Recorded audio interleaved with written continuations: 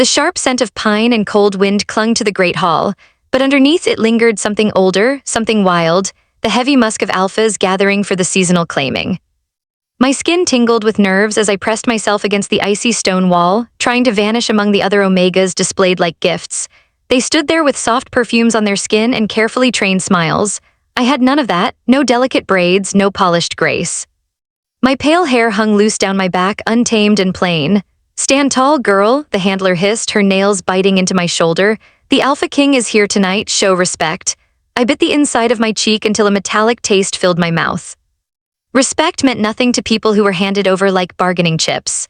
Only 3 days ago, I'd been kneeling in the quiet forest, picking herbs for winter remedies, when the elders arrived at my door. Their faces were tight with fear as they offered my freedom in exchange for the village's safety. Now I wore a thin ceremonial dress that did nothing against the cold, and my grandmother's silver pendant lay hidden beneath it, heavy against my chest. She'd given it to me before she passed. "Remember, Ara," she had whispered with her fading breath, "your heart is the only thing they can't steal unless you let them." The pendant held a carving of a wolf curled around the moon, a symbol from the old faith, before alphas ruled like tyrants and omegas were reduced to bargains. The towering oak doors at the end of the hall creaked open and silence struck like a blade. Even the flames in the braziers seemed to freeze. A tall shape stepped inside, surrounded by warriors whose scarred armor spoke of victories carved in blood, but my gaze, like everyone else's, locked on him, the Alpha King. He moved with the quiet power of a hunter, every stride sure and dangerous. Dark fur rested across his broad shoulders, even with the fires raging hot around us. His expression didn't change as he examined the room, but when his eyes passed over the omegas, something flickered there, sharp, focused, unsettling. Then his gaze caught mine, my breath stilled, the room tilted. "That one," he said, his voice slicing through the silence. "The pale one with the wild hair." Dozens of heads twisted toward me, the handler's grip tightened hard enough to bruise, my lungs refused to work. This wasn't how it was supposed to go. I was meant to blend in, to be the forgettable offering from a village that had nothing else to give. I was supposed to walk away afterward free, but he had chosen me, only me. They escorted me through the winding stone corridors like a prisoner being led to her end. The Alpha King had disappeared the moment he named me, leaving behind gasps and whispers that followed me like shadows. I'd been chosen over noble daughters, over omegas raised their entire lives to please an alpha mate. "Don't even think about running," one guard murmured beside me, her voice low with something like sympathy. "He doesn't tolerate defiance." The other guard scoffed. As if she'd make it past the first wall, "No one leaves this castle unless King Cadden allows it." Cadden, the name itself felt sharp enough to cut skin. We stopped before a carved wooden door that towered over us, covered in images of wolves chasing prey beneath a glowing moon. My grandmother's old stories rushed back, tales of alphas who turned wolf under moonlight, their human and beast spirits tangled as one. I used to think she made those stories up to comfort a frightened child. "Wait here," the first guard said. He knocked hard, then both men walked away, leaving me alone with the pounding of my heart. My fingers reached instinctively for my grandmother's pendant, gripping it like a lifeline through the thin fabric. If I ran, would I even make it to the corner before being hunted down? And if I somehow did, what would happen to my village when the Alpha King unleashed his fury? The door swung open. Heat rolled out like a wave, not the soft warmth of a home fire, but the fierce heat of a forge shaping metal. A voice came from inside, cool and commanding, "Enter." My legs carried me forward even as fear tangled itself around my ribs. The chamber was larger than my whole home. Thick furs covered the floor, and a massive bed stood against the far wall, its posts carved from entire tree trunks left rough with bark. A roaring fire filled an enormous hearth, throwing shadows across walls lined with weapons and maps. And at the center of it all was the weight of his presence, unseen but unmistakable, pulling the air tight around me. Cadden, the Alpha King, stood beside a long table crowded with meat, fruit, and dark wine. He'd shed his heavy ceremonial furs, leaving only a loose linen shirt over his wide shoulders. Without all the royal layers, he looked younger, yet the danger around him didn't fade at all. "You weren't prepared properly," he said, his gaze sharpening as he studied me from head to toe. "Which village sent you?" "Rivermist," I answered. I was shocked my voice didn't break with how hard my heart was pounding. "We barely had time to meet the tribute demand." A short, humorless laugh escaped him. "Tribute, is that the lie they fed you?" He stepped closer, and every instinct in me screamed to move away. I forced myself to stay still. "What's your name, Omega?" "Ara." He repeated it slowly, as if he were testing how it felt in his mouth. "Ara, do you understand why you're here? Ara of Rivermist." I raised my chin just a little, because my council traded me for protection. And do you know what happens to omegas chosen during the season? The warnings from home echoed in my memory, whispers passed between frightened girls. Omegas selected by powerful alphas were taken as property, kept for pleasure, used for breeding, tossed aside when their usefulness faded. Some were showered with gifts and lived like pampered pets, others simply vanished. I know enough, I said, hoping he couldn't hear the tremble I was fighting to control. Cadden began to circle me, slow and deliberate, his presence pressing against my skin like a physical touch. I wonder if you truly do. He stopped directly in front of me, the heat of his body washed over my cold skin. Your elders sent a letter to you. Do you know what it said? I shook my head, dread rising in my throat. They wrote that their tribute was defective. His eyes held mine, searching. They claimed you carry a sickness of the mind, that you see things no one else can, speak to spirits. My breath left me all at once. That secret, my greatest one, had lived only between my grandmother and me. She carried the same strange sight. After she died, I stopped hiding it well. Maybe someone had heard me whispering to the forest spirits. Maybe they'd seen the symbols I drew in the dirt during the old rituals. They sent you, Cadden continued, voice low, expecting you to fail, expecting me to reject you and send you back ashamed. That way their duty would be done without losing anyone they actually cared about. Heat surged through me, first humiliation, then anger strong enough to blur my vision.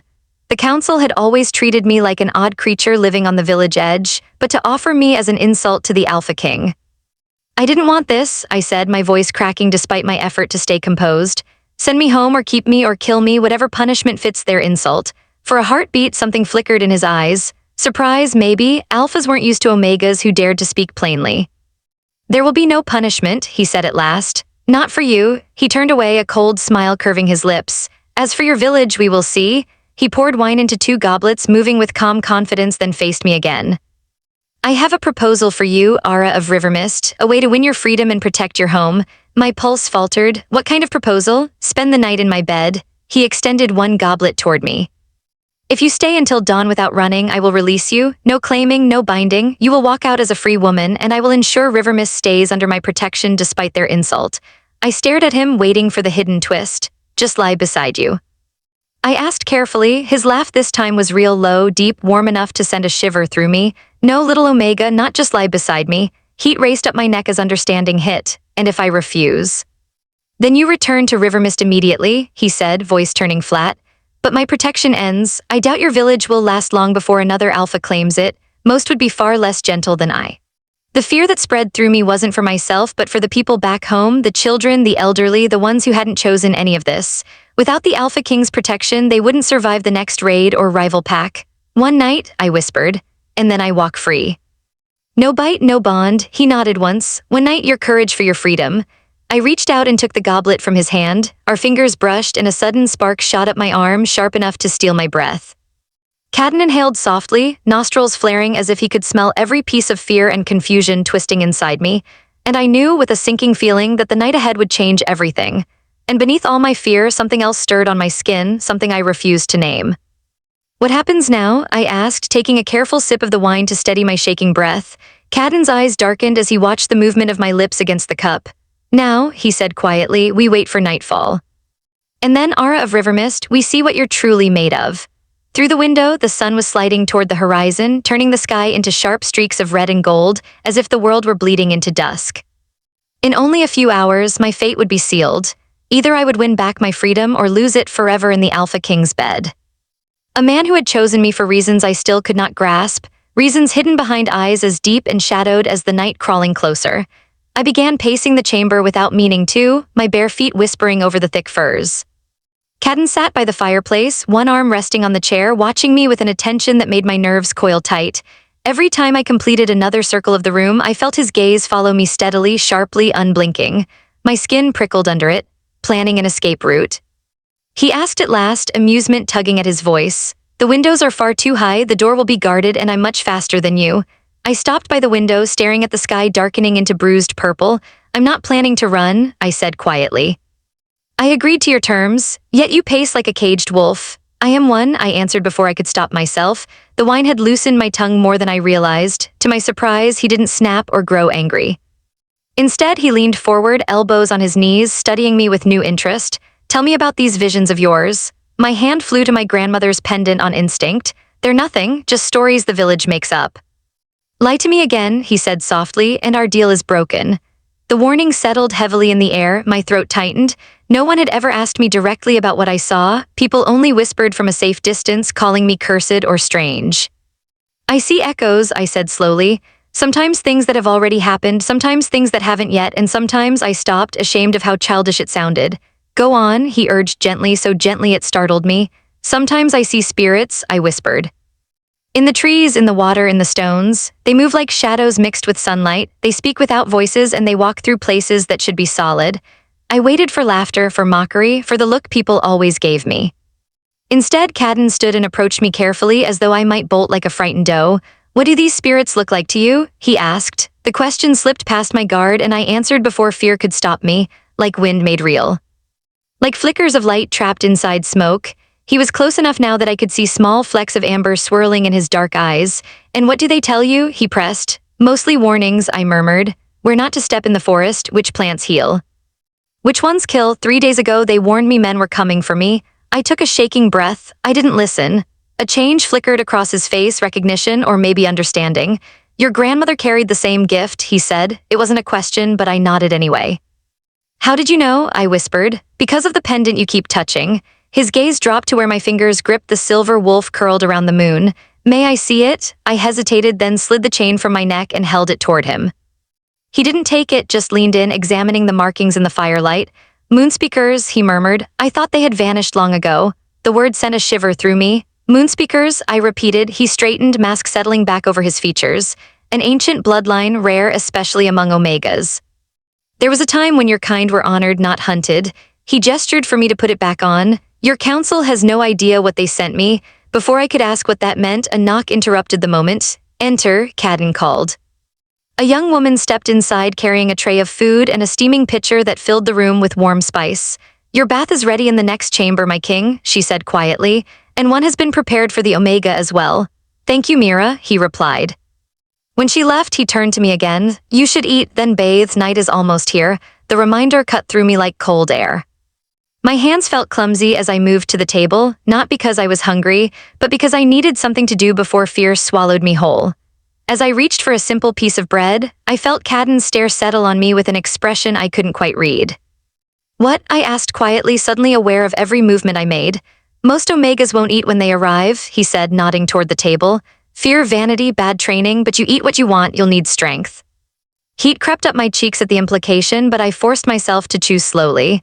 He was right. Whatever the night held, facing it weakly would only hurt me more. When I finally pushed the plate away, full enough to steady myself, Cadden guided me toward a door I hadn't noticed earlier. He opened it, revealing a smaller chamber glowing with warm lamplight. A copper tub sat in the center, steam curling from it like soft mist. Flower petals floated on the surface, sending a sweet scent through the air. Take your time, he said, stepping back. I'll bathe after. I lingered, suddenly aware of how dirty I must seem, hair knotted from travel, skin smudged with forest soil under the ceremonial dress. Will you? I gestured vaguely toward the door, unable to ask directly. Understanding flickered in his eyes. I'll wait in the outer room, call when you're done. He closed the door behind him, leaving me alone with my racing heartbeat. I undressed quickly and placed my grandmother's pendant carefully on a small table. The moment I sank into the water, the heat wrapped around me like an embrace.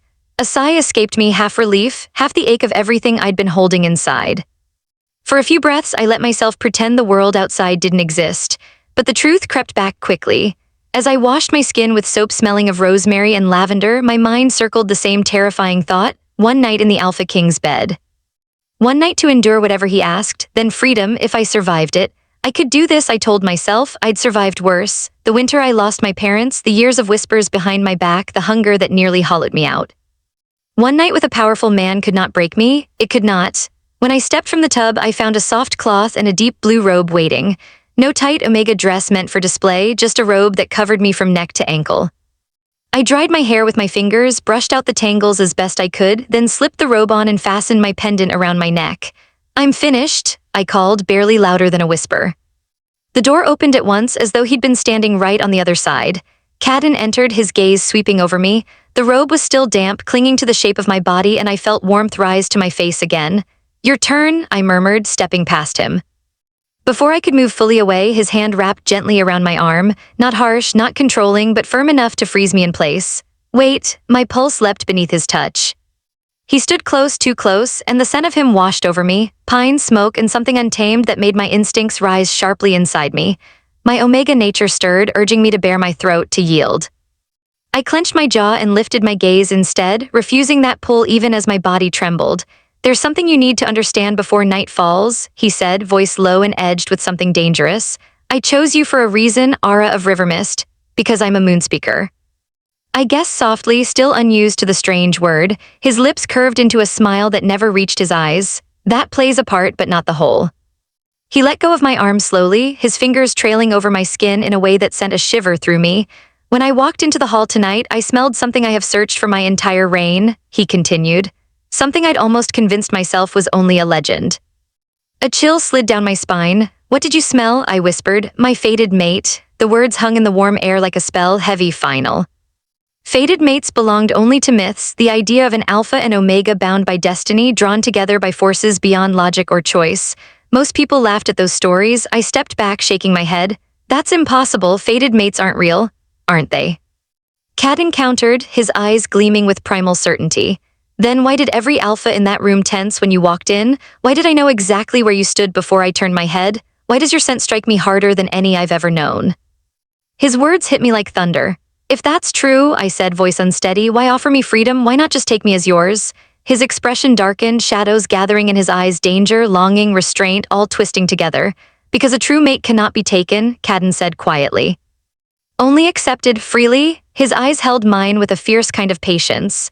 "And you, little Omega, you're as wild as the spirits you listen to." He stepped toward me again. This time I refused to retreat. "I want your surrender, Aura," he murmured. "But I want it given, not stolen." "So tonight is a test," I said, realization settling over me like a heavy cloak, "to see if I'll choose to submit." "No," he corrected gently. "Tonight is an opportunity for both of us to understand what pulls between us. If you feel nothing by dawn, you leave as promised. But if you feel even a fraction of what hit me the moment I scented you," he let the unspoken truth hang in the warm air. I lifted my chin. "And if I walk away anyway?" A dangerous spark lit his eyes. "Then I will keep my word, you will go free." He paused, voice dropping to something darker, older. "But know this, Moonspeaker, what exists between true mates doesn't fade with distance, it festers. It claws at you from the inside until it becomes unbearable." "Is that a threat?" I whispered. "A warning," he said, "from someone who's watched it happen." He stepped back then, leaving a space of cool air between us. "I'll bathe now. Wait for me by the fire."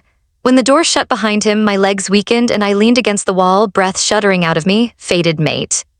The idea terrified me, not because I didn't believe the old stories, but because some part of me feared he might be right. The jolt when our hands touched, the way my skin felt aware of him at every moment, the pull beneath my ribs whenever he came too close. These were not normal reactions. I returned to the main chamber and stood before the fire, watching flames twist like restless spirits. Outside the window, night had fallen deep and star-filled. Within the hour, I would be in Cadden's bed, sealing the bargain that should have secured my freedom. But everything has changed now. This wasn't only about surviving a single night. It was about resisting or accepting a bond that could tie me to him for life. The door to the bathroom opened. Cadden stepped out wearing only loose linen trousers slung low around his hips. Droplets of water clung to his chest and shoulders, catching the firelight like scattered stars. Scars crisscrossed his torso, each one a story carved into skin. "Are you afraid?" he asked quietly, coming to stand beside me. I thought of lying, then shook my head. "Yes." "Afraid of me?" he pressed. "Or of what you might feel?" The question sank straight into the center of my chest. "Both," I admitted. He nodded once, satisfied. "Honesty, good." Then he looked toward the great bed, its furs rumpled and shadowed. "Shall we begin our night?" My heart slammed against my ribs. This was it. One night to endure. One night to resist the pull I already felt toward the alpha who claimed to be my destined match. One night to either win back my freedom or lose it forever. I walked toward the bed, each step feeling heavier than the last, as though I was choosing between two futures. Behind me, Cadden followed silently, predatory, assured in every step. When I reached the edge of the bed, his voice brushed my ear like a warm breath. "Remember, little Omega, if you last until dawn, you walk free." A soft touch moved my hair aside, his fingers barely grazing the back of my neck. "But first," he whispered, "let's see what you're made of." His hand lingered at the base of my neck, light as a sigh, but enough to make my pulse stumble into a frantic rhythm. I stood frozen, caught between the instinct to run and the strange, impossible urge to lean into him. "Turn around," Cadden murmured. I obeyed. Not because I bowed to him, but because I needed to see his face. I needed to understand the man behind the voice. He stood close, too close. His bare chest rose and fell in slow, controlled breaths, and the firelight revealed scars I hadn't noticed before, sharp, jagged lines across muscle and bone. Without thinking, my hand lifted toward one particularly brutal scar, a dark slash running from his collarbone to his ribs. He caught my wrist before my fingers touched him. His grip was firm but gentle. "Curious little moonspeaker," he said, voice low, "always reaching for what others fear to face." "How did you get that one?" I asked softly. A shadow crossed his expression. "An assassination attempt." 3 years have passed. The killer believed an Omega's blade would be too small for an Alpha to sense in time. "Was she right?" I whispered. "She," he corrected, "was almost right." His jaw tightened. "I lived only because the poison she used had been diluted." His words sank into the quiet room as a stone dropped into deep water. And I realized, standing there with his hand still wrapped around my wrist, that I knew nothing about the shadows that shaped this king or the dangers that would shape both our destinies by dawn. His thumb brushed slow circles at the inside of my wrist, sending warm sparks racing up my arm. "Since that attack," he murmured, "I've learned not to trust easy submission. It's too often a lie." The meaning was settled between us.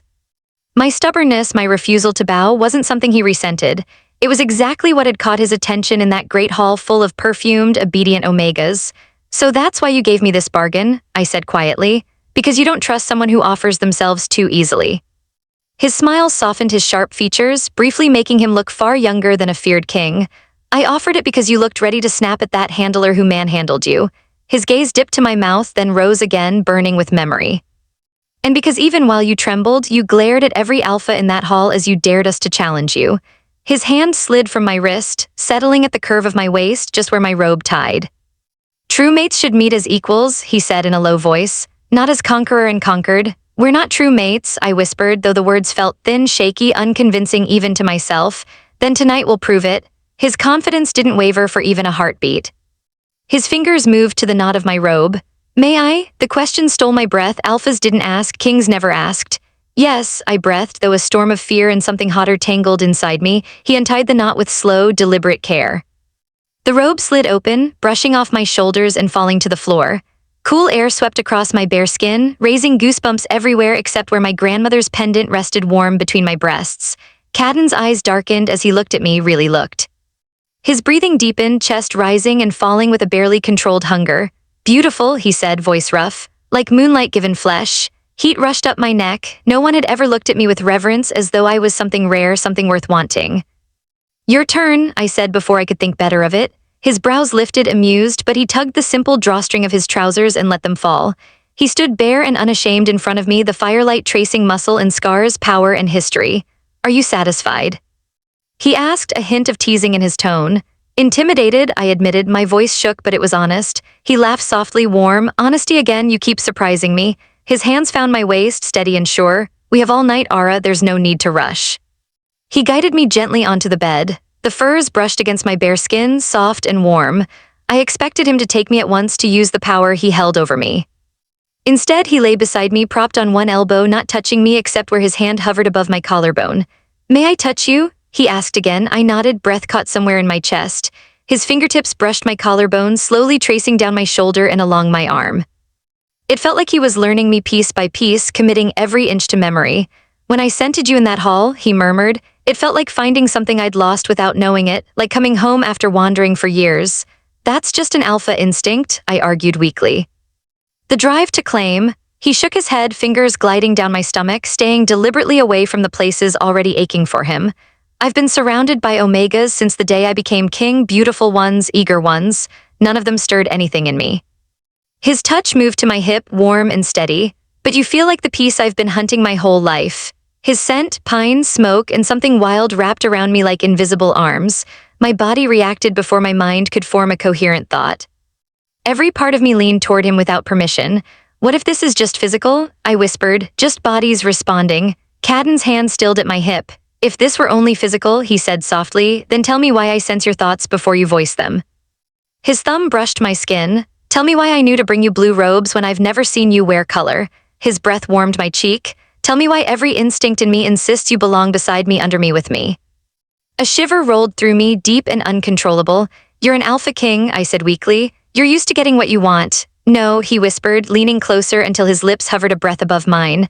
Because we're fated, Ara. My name sounded like a promise on his tongue. Tell me you don't feel it too, he whispered. Lie to me if you can. I couldn't lie, my voice refused to come. My body had already answered him long before my mind caught up, and Cadden knew it. I couldn't deny it, not when his nearness set my skin on fire, not when his scent filled every breath I took, not when something deep inside me reached toward him like a starving thing. Instead of speaking, I leaned in and pressed my lips to his. The kiss came from instinct, confusion, and a hunger I didn't yet understand. For a single heartbeat he froze, taken off guard by my initiating anything. Then he kissed me back, with force, with hunger, with a kind of restrained desperation that stole the air from my lungs. His fingers threaded through my hair, holding me in place as his mouth moved over mine, deepening the kiss until sparks rushed through every inch of my body. A helpless sound escaped my throat as my hands clutched his shoulders, my nails digging into warm skin, pulling him closer with a need I could no longer pretend wasn't real. He broke the kiss only when we both needed air, breaths ragged, mouths still inches apart. Do you believe me now? He asked, voice tight, as though he held back more than he allowed himself to show. I believe something is happening, I admitted. Whether it's fate or just chemistry, I don't know yet. His smile held satisfaction and something darker. Then let me show you. He captured my mouth again, harder this time, his body shifting to cover mine. His weight pressed me into the soft furs, and shockingly, impossibly, it felt right, as though my body had always known the shape of him. His hands moved over me with growing confidence, cupping my breast, brushing his thumb across the sensitive peak. A gasp tore from my lips, my back arching instinctively into his touch. Tell me what you want, he murmured against my throat, trailing his lips down toward the place where an alpha's claiming bite would mark his mate forever. I don't know, I whispered honestly. Everything felt new, wild, and overwhelming. Then let me teach you, and he did. What followed was slow, tender, devastating. His mouth traced lines of heat across my skin, his hands explored with a patience that made my breath stutter. Every touch seemed crafted to unravel me piece by piece, until resisting him felt impossible, foolish even. When his fingers slipped between my thighs and touched the slick warmth waiting there, I cried out, my body jolting at the intensity. So responsive, he breathed against my breast as he teased my nipple with his tongue. So perfect for me. Cadden, I gasped, unable to stop the sound. He lifted his head, eyes burning in the firelight. Say it again. Cadden, I whispered, breaking as the sensation built inside me like a gathering storm. Something primal snapped behind his gaze. Mine, he growled. Say it, Ara. Tell me you're mine. His words cut through the haze, sharp and dangerous. I turned my face away, my heart and mind locked in battle, freedom versus instinct, safety versus surrender. I couldn't say the word, but my body, traitorous, hungry, leaned into his every touch. He didn't push the demand again. Instead, he focused entirely on breaking down what little resistance I had left. His touch, his mouth, his voice all worked in perfect, devastating rhythm. When the pleasure finally crashed over me, I cried out his name again, my body shaking apart beneath him. As I lay trembling and breathless, he pressed a gentle kiss to my lips, though I could feel how tightly he held himself back, the tension in his muscles, the hardness pressed against my thigh. The night is young, he whispered in my ear. And I'm nowhere near finished with you, little moon speaker. The rest of the night blurred into a whirlwind of sensation. Cadden was gentle one moment, demanding the next, guiding me, coaxing me, claiming nothing but taking everything I willingly gave. He drew me over the edge again and again, until my limbs felt weightless and my mind floated in warmth. Only when I was limp beneath him did he settle between my thighs, his intention clear without a single word. I nodded, unable to fight it, unable to deny it, unable to pretend I didn't want him. He entered me slowly, giving me time to adjust, his eyes locked on mine as my breath caught. The brief discomfort faded quickly, replaced by a deep, startling sense of rightness as though something inside me had clicked into place. Cadden, I breathed, clutching at his back as he began to move. Ara, he responded, voice raw and trembling with emotion I never expected from a king feared by nations. And in that moment beneath him, surrounded by firelight, I felt the truth of it. Whatever bound us was no small thing, no passing desire. It was something ancient, something powerful. Something I might not survive resisting. I didn't correct him when he called me his mate. I couldn't help but notice when every push of his body seemed to weave something tighter between us. Not when our scents mixed in the warm air, creating something new and unmistakably ours. Not when the pleasure moving through me felt too deep, too fierce to be only physical. Our bodies found a rhythm as if guided by memory, perfect, natural, frightening in how easily we fit together. Cadden's control began to fray, his thrusts growing harder, more instinctive. His mouth found my neck, his teeth grazing the soft skin where a claiming bite would mark me forever. Fear and desire collided inside me like a storm. No, I gasped, though my body arched helplessly toward him. You promised no bite. A rough sound escaped him, half groan, half restraint. He pulled back, resting his forehead against mine, breathing hard. I remember, he said, voice raw. But gods, Ara, you're making it difficult. Something in me softened at the sight of this powerful alpha king holding himself back for me. Fighting instincts carved into every bone of his body because he had given his word. Our pace quickened, pleasure twisting tighter, winding through me like a drawn bowstring. I felt myself perched on the edge of something massive. Let go, Cadden urged, his voice straining with his own impending release. Let go for me, Ara, I broke. My body shattered around him, pleasure exploding through me in waves so sharp and bright I cried out his name, a plea I wasn't sure. Cadden followed instantly, his body tensing above mine as he came with a low, powerful sound, my name falling from his lips like a blessing. Afterward, we collapsed together, breath mingling, skin cooling, our limbs tangled in the furs. His weight anchored me, but I didn't push him away. There was comfort in the closeness, in the solid heat of him. Do you believe me now? He asked softly. I didn't answer at once. I searched my body, my heart for truth. What had happened wasn't just pleasure. It felt like something ancient stirring awake. I believe something strong exists between us, I said carefully, but I need time to understand it. He rolled to his side, pulling me with him, his arm sliding around my waist possessively. Dawn isn't here yet, he murmured. You don't have to decide anything now. I traced the sharp line of his jaw, studying the man who had entered the great hall like stone and ice and now lay beside me looking almost tender. Tell me about your mother, I said suddenly. Surprise flashed across his face. My mother. Was she a moonspeaker like me? Realization dawned in his eyes. No, but she knew of them. She taught me the old stories before alphas were turned into tyrants and omegas into tools. His fingers traced slow shapes on my hip. She would have liked you. Would you have? I whispered. Pain crossed his features. She died when I was 14, the same night my father was assassinated. Pieces fell into place, his distrust, his scars, the weight he carried as a king too young, too hunted. I'm sorry, I said simply. He nodded. And your parents, you only mentioned your grandmother. They died of fever 10 years ago, I said quietly. My grandmother raised me until she passed 3 years back. So you were alone, he said softly, unshielded. I bristled, I protected myself. I survived the whispers, the fear, the isolation. His gaze softened, gentled. I wasn't implying weakness, I meant the opposite. His thumb brushed my cheek. You survived what would have broken others. It's one of many reasons you're worthy to be my queen. His words jerked me back to reality, slicing through the haze of warmth and afterglow. I haven't agreed to that, I said, breathing unevenly. Not yet, he replied, utterly confident, but the night is only half spent. Before I could argue, his mouth claimed mine again, stealing thought and reason in a single sweep of heat. His hands moved over me with a familiarity earned in the hours before, touching exactly where I craved, where I trembled. As sensation flooded me once more, the firelight flickering across his skin, I wondered if I was fighting a losing war. If Dawn would find me not only fulfilled, not only conquered in body, but willingly surrendered to the alpha who promised partnership instead of chains. And whose touch felt like destiny carving itself into my soul. For the first time, the idea of staying didn't send fear clawing up my spine. Instead, it filled me with a dangerous, sweet kind of hope. Dawn seeped through the high windows in soft streaks of silver and blue, washing the chamber in gentle light. I lay awake beside Cadden, watching the shadows fade from his sleeping face. In sleep, the hard lines of power melted away, leaving him looking younger, almost peaceful. One strong arm rested across my waist, even in a dream, refusing to release me. The night had changed everything.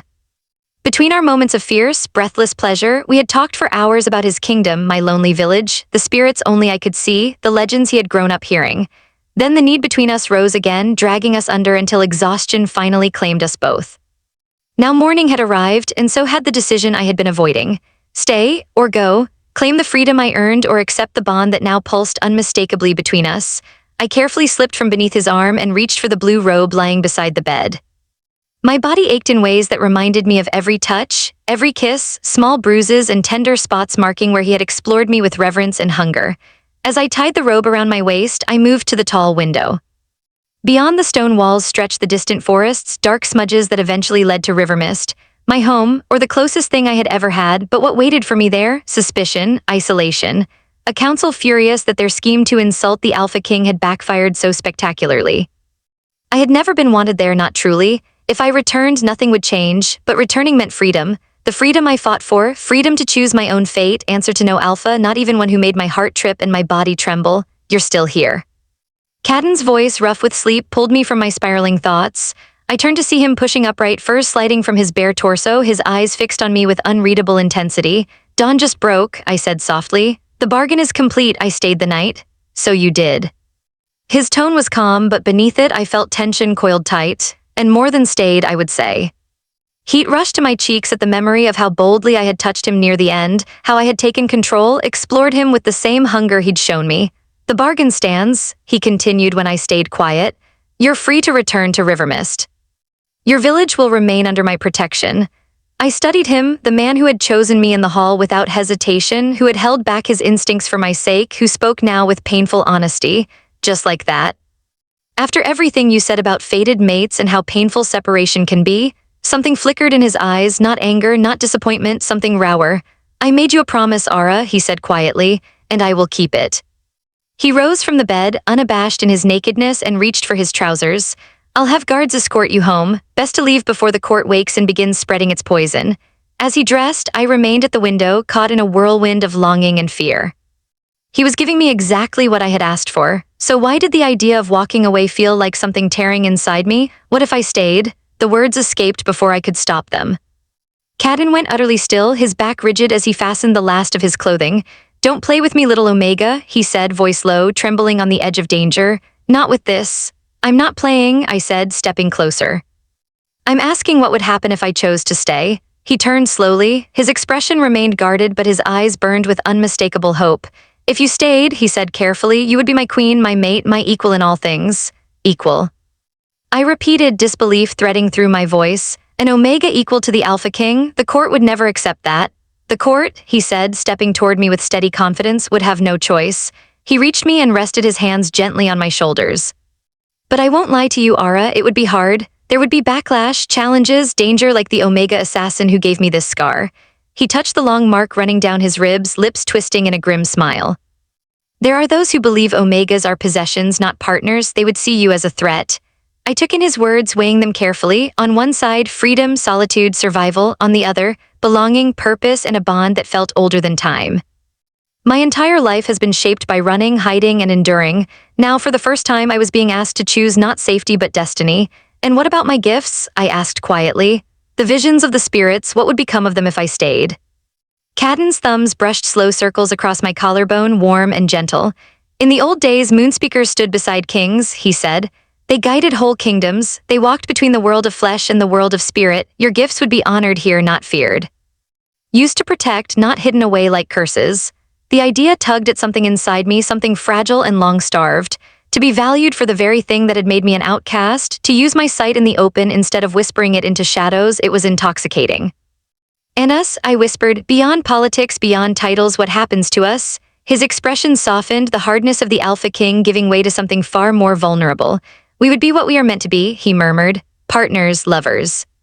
His hand slipped to rest against my stomach, a touch that felt shockingly tender. And in time, parents, to children who could inherit both your sight and my strength. The image formed without my permission, bright-eyed children running through halls, laughing freely. Children who would be welcomed, not hidden. Children who would know pride where I had known fear. In Rivermist, I said quietly, children were impossible for someone like me. No man wanted the strange Omega who talked to things no one else could see. I don't know how to be a queen, I confessed, the deepest fear slipping from my lips. I don't know anything about ruling. Cadden cupped my face in both hands, his thumbs stroking my cheeks. And I didn't know how to be a king when they put my father's crown on my head, he said gently. We learn, we grow, we rise into the roles fate gives us. His eyes held mine with fierce sincerity. But hear me, Ara of Rivermist, I want you for more than your power or your body or your bloodline. I want you for your fire. For the courage that made you stare me down in a hall full of alphas, for your honesty, for your refusal to bow. His words wrapped around the rawest part of me, tightening until it hurt to breathe. Was this what it felt like to be seen, truly seen? I'm afraid, I whispered, leaning into his touch despite myself. Of what? He asked softly. Of losing myself, I admitted. Of becoming just an extension of you. I fought too hard for my freedom to give it up even for this connection between us. Understanding flared in his eyes. You think accepting the mate bond means surrendering who you are? Isn't that what being claimed means? I whispered, becoming property, becoming less? Cadden shook his head, a fierce determination sharpening his voice. Not between true mates, never between us. He took my hands, lacing his fingers through mine. Come with me, he said, there's something you need to see. Curiosity outweighed my fear, and I let him guide me across the chamber to a heavy wooden door. When he pushed it open, a narrow stone staircase spiraled upward into darkness. Where does it lead? I asked as he lifted a lamp from the wall. To the reason I believe we're fated, he said, his voice echoing softly in the confined space. The staircase was steep and endless, forcing us to climb in single file. The air grew cooler as we ascended, until finally we stepped into a circular room at the top of the tower. The chamber was stark and ancient, nothing like the luxury below. Bare stone walls rose around shelves stacked with brittle scrolls and heavy tomes. In the center stood a pedestal, and on it a crystal orb the size of my joined hands. Inside it, mist swirled like trapped fog. A quiet hum filled the air, prickling the hairs along my arms. "What is this place?" I breathed. "The Seer's Chamber," Cadden said, setting the lamp on a table. "It's existed since the first Alpha King. Legend says he built it with his mate, a moonspeaker." I drifted toward the pedestal, drawn by the orb's faint, shimmering pulse. "And that?" I asked softly. "What is it?" "The Heart of Sight," Cadden explained. "A relic from the era when Alphas and Omegas ruled together before power broke the balance." As if hearing its name, the mist inside the orb shifted, swirling faster. Pale colors bled into it: silver, blue, soft gold. Light pulsed like a heartbeat. Cadden inhaled sharply. "It responds only to true sight," he whispered. "To moonspeakers." The swirling brightened, deepened as though recognizing me. "In my family's last 3 generations," he continued, awe threading through his voice, "it has never reacted like this, not once." I couldn't look away. The colors inside twisted and folded, creating patterns that called to something deep within my bones. "What does it do?" I asked, my voice barely audible.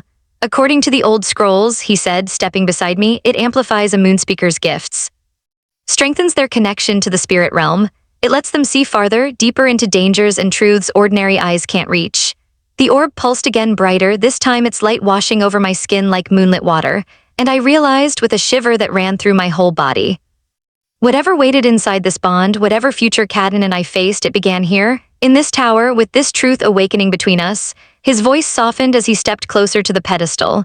"The old records say this," he murmured. "When a fated pair touches the Heart of Sight, one an alpha of royal blood, the other a moonspeaker, the orb will reveal the path ahead." The meaning hit me immediately. "You want us to touch it together?" Cadden nodded, his expression solemn and open in a way I'd never seen before. "If it stays dormant, then what happened between us was powerful, yes, but only physical, nothing more." He paused, letting the silence fill with possibilities. "But if it answers us, then the truth is undeniable." My pulse hammered at the base of my throat as I considered his words. If nothing happened, I could walk away with certainty that my freedom was intact. But if the orb responded, if it showed us the future he believed in? "Cadden," I asked quietly, "what if I still decide to leave, even if the orb shows we're fated?" Pain flickered across his face, but he hid it quickly. "Then I will honor your choice," he said, though his voice carried a thread of hurt. "But I would ask you to consider another path, not immediate claiming, but courtship. Time to get to know each other. Time for you to see that being my mate doesn't mean losing yourself. It means gaining a partner." His offer stunned me, not domination, not pressure. An Alpha King offering choice. My heart thudded hard. "Very well," I whispered. "We'll touch it together." Cadden moved to the opposite side of the pedestal. The orb shimmered faintly between us, mist swirling inside as if aware of our presence. "Place your hand on it when you're ready," he said. "I'll do the same." I inhaled deeply, steadying myself, then lifted my hand. Cadden mirrored the movement. His eyes locked on mine, no command, no expectation, only hope and fear tangled together. "Together," I breathed. Our palms pressed to the orb's cool surface. The world exploded in light. Brilliant, blinding white erupted from the crystal, forcing my eyes closed. Behind my eyelids, visions surged like a flood. Cadden and I stood before the royal court, united, unshakable. The two of us bent over ancient scrolls, preparing for unseen dangers threatening the kingdom. My belly is round with a child, his hands cupping the curve with reverence and fierce protection. Years passing, our hair silvered, surrounded by children and grandchildren who bore pieces of both our bloodlines. A future shaped by balance, not dominance. A bond made of strength, not submission. When the light faded, I opened my eyes to find Cadden staring at me as though he had been struck to the core. Wonder, hope, and a vulnerability I never imagined the Alpha King could show. "Did you see it?" he asked, voice rough. I nodded, unable to speak as emotion closed my throat. The visions were clear, undeniable. We were indeed fated, not in the twisted way the new world defined it, but in the ancient sense. Two souls that strengthened one another rather than consuming one or forcing submission. At last, I found my voice. "I can't be a traditional Omega Queen," I said softly. "I won't be silent or ornamental. I won't bow just because you're the king." He placed his hand back on the orb, leaving ours separated only by the cool crystal. "I would never ask that of you," he said, sincerity shining through his words. I want a partner, someone who challenges me, someone who stands beside me, someone who refuses to let me become the tyrant the court expects. There will be opposition, I warned. Your council, the old families, those who think omegas should never rise above obedience. His lips curved into a dangerous smile, a reminder of the warrior beneath the gentleness. Let them oppose us. Together we will show them a new way, your wisdom and my strength side by side. My grandmother's pendant warmed against my skin as though her spirit pressed gently into my thoughts. Your heart is the one thing they cannot take unless you give it, but this did not feel like surrender. It felt like choosing, not losing but finding. I won't return to Rivermist, I said finally. Not forever, but I'd like to go back once, gather my things, and speak to those who treated me kindly. Cadden's eyes ignited the hope he'd tried to hide burning bright. So you'll stay, he whispered. You'll be my mate. My queen, the words hung between us were heavy, beautiful, terrifying, and for the first time I felt my future reaching back toward me, warm, bright, and alive. I'll stay, I said at last. My voice didn't shake this time. Not because you forced me, not because you won me, but because I chose this. I choose you. Cadden circled the pedestal, closing the space between us with steady, controlled steps. When he reached me, he gathered me into his arms with a gentleness that contrasted so sharply with his power that it stole my breath. His lips brushed the top of my head as he whispered against my hair, "My moonspeaker, my queen." I rested my forehead against his chest, feeling for the first time in my life what it meant to belong without being owned, to be held without losing myself. My heart steadied, then lifted. "My Cadden," I whispered back, tilting my face up to his. "My king, my mate." When his lips met mine, it wasn't a claim or a demand, it was a promise. A beginning. The start of something neither of us had expected. When I walked into his hall as a trembling offering with no future except survival, I had entered his chambers as a sacrifice. I was leaving them as a partner, a woman whose strange gifts were no longer curses but strengths that mattered, a woman no longer alone. Later we walked down the spiral stairs hand in hand, our steps slow and sure. The lamp flame flickered against the stone walls, throwing long shadows that danced around us. Before we left the tower, I glanced back at the glowing crystal orb. Its soft morning light shimmered like a heartbeat. It had shown me a future, yes, but also a truth I'd been running from since the moment his eyes first found mine in that crowded hall. Sometimes freedom isn't found by standing alone. Sometimes freedom grows from the courage to trust someone with your heart. What are you thinking? Cadden asked gently as we reached the bottom of the stairs. I looked up at him, no trace of fear left in me, only certainty that I didn't just endure a night in your bed, I said with a small smile. I found my destiny there. His answering smile was like sunrise breaking across his face, warm, bright, devastatingly beautiful. And I found mine, he murmured, lifting my hand to his lips, in the Omega who dared to meet my eyes when every other bowed their head. He kissed my knuckles softly. Welcome home, my queen. Home, not a village, not a room, not even a kingdom. Home was his choice I made, not a fate forced upon me. As he led me back toward the royal chambers, ready to face the court, the politics, and the future waiting for us, my grandmother's pendant warmed against my chest. A reminder of everything I had survived and a blessing for everything to come. The night I had been forced into had ended, but the life I chose was only just beginning. For the first time I could remember, I wasn't afraid of what lay ahead, because whatever awaited us, danger, prophecy, war, or wonder, we would face it side by side. Alpha and Omega, king and queen, two souls fated not by force but by choice.